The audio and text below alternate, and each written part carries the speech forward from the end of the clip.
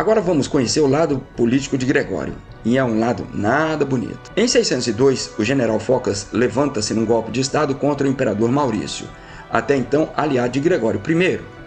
O imperador fugiu, porém foi preso na Calcedônia. O usurpador Focas manda trazer o infeliz e diante de seus olhos manda degolar um por um todos seus 5 filhos. E por fim, ele mesmo foi levado até a pilha de cadáveres e ali decapitado. Focas mandou jogar os corpos no mar e exibiu as cabeças em Constantinopla por alguns dias, até que por fim foi providenciado um enterro decente dos infelizes. As notícias chegaram até o Papa Gregório juntamente com as cartas do novo imperador. O usurpador enviou o seu retrato a Gregório, que o colocou com a da imperatriz Leôncia na capela de São Cesário no Palácio de Latrão.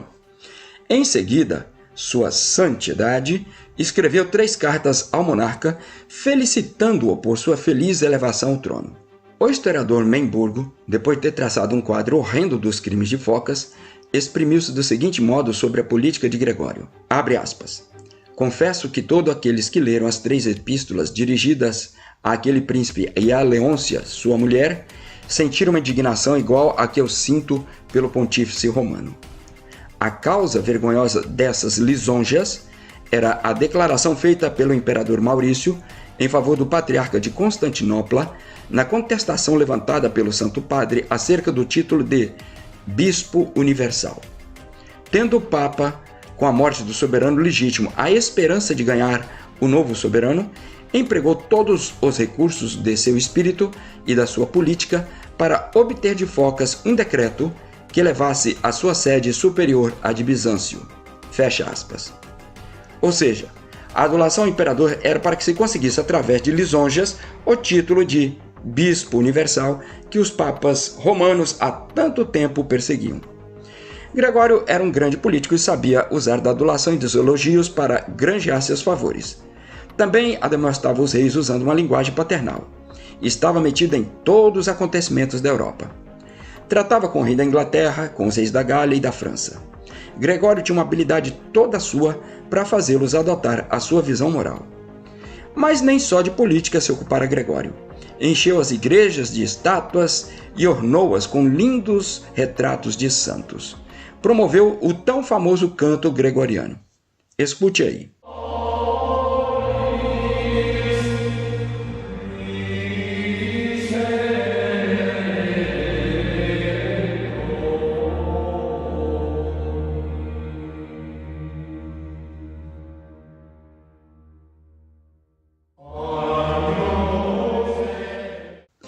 Esses cânticos e as liturgias elaboradas por ele impressionavam os espíritos dos povos. Como sabemos, Gregório era conhecedor das obras dos antigos poetas. Entre eles estavam os poemas de Virgílio sobre as almas e sua purificação uma vez que se libertam do corpo. Um dia teve um insight. Deveria haver um lugar onde essas almas ainda não totalmente purificadas expiariam seus pecados. Não deveria ser tão quente quanto o inferno, mas de uma temperatura bem elevada, onde as almas dos que não estavam inteiramente santificados ficariam ali assando por alguns anos ou até mesmo séculos. Depois disso, quando convenientemente purificadas, iriam para o céu. Não, eu não estou falando de Roraima, o lugar mais quente onde eu já fui. Gregório chamou esse lugar de purgatório.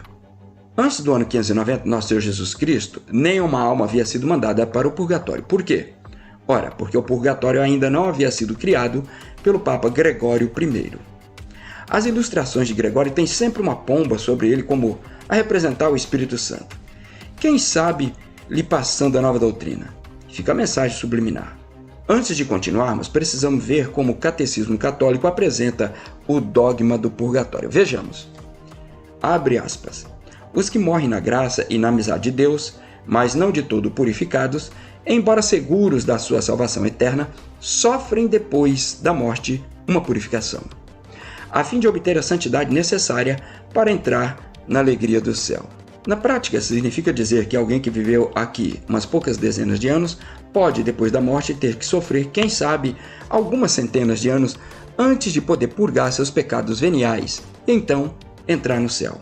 É uma ideia que não faz muito sentido, apresentar um Deus assim tão sem misericórdia. Não é de admirar que esse tipo de crença, nesse tipo de Deus, tenha levado milhões para o ateísmo. Por outro lado, os protestantes têm a seguinte visão, abre aspas, o principal problema do dogma do purgatório é que ele diminui a eficácia do sacrifício salvífico de Cristo. A obra expiatória de Cristo na cruz foi plena e suficiente para nos livrar de toda e qualquer condenação, conforme o próprio apóstolo Paulo declarou, abre aspas, portanto, nenhuma condenação há para aqueles que estão em Cristo Jesus. Romanos 8, versículo 1. Continuando. Desde quando Deus se agrada em levar seus filhos ao sofrimento? E desde quando o sofrimento e a penitência nos purificam de alguma coisa? O único que tem poder de nos limpar de todo pecado é o sangue de Jesus, e não um local de sofrimento e dor, como se isso tivesse alguma eficácia. Mas calma.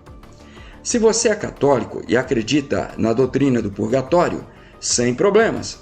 O Papa Gregório também apresentou solução. Missas gregorianas, isso mesmo.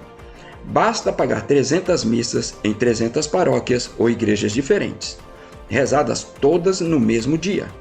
Assim a alma do pecador mal baixa ao purgatório e já é levada direto ao céu. E se tiver canto gregoriano então, aí é que a coisa funciona. Não há necessidade de passar nem mais um dia assando. O problema é se você é de família pobre e seus parentes não puderem pagar nenhuma missa, quanto mais as tais 300. Aí não tem jeito. Você terá mesmo que ir para Roraima, ou melhor, para o purgatório. A verdade é que essa crença virou dogma da Igreja Católica e foi confirmada pelo Concílio de Florença, que aconteceu entre 1431 até 1449. E depois foi reconfirmado no Concílio de Trento, que aconteceu entre 1545 até 1563. Verdade seja dita, essa história do purgatório foi um bom negócio para encher os cofres das igrejas e de Roma. As indulgências vendidas durante séculos pelos prelados garantiu que tão logo o dinheiro chegava ao fundo do cofre, a alma do morto voava diretamente do purgatório para o céu. Precisamente por isso, apareceu um monge chamado Lutero, que no século XVI opôs-se ao mercador do paraíso chamado Tetzel, que estava enchendo os cofres do Vaticano do Papa Leão X com muito, mas muito dinheiro. Mas calma, esse assunto será bem tratado no devido tempo. Antes de Leão X, tem uma carreira de papas para contarmos as histórias. Antes de morrer, Gregório condenou o bispo de Viena, Didier, porque este permitia que nas suas dioceses se ensinasse matemática e gramática. É o lado negativo de Gregório, o medo das pessoas que pensam por si mesmas, o que sempre atemorizou tantos papas ao longo dos séculos. Então Gregório I morreu em 2 de março de 604. É venerado como santo pela Igreja Católica. E aqui terminamos a nossa história. Não perca os próximos vídeos. Comente aí abaixo o que achou do vídeo, inscreva-se no nosso canal, ative o sino e não esqueça de deixar o seu like. Muito obrigado!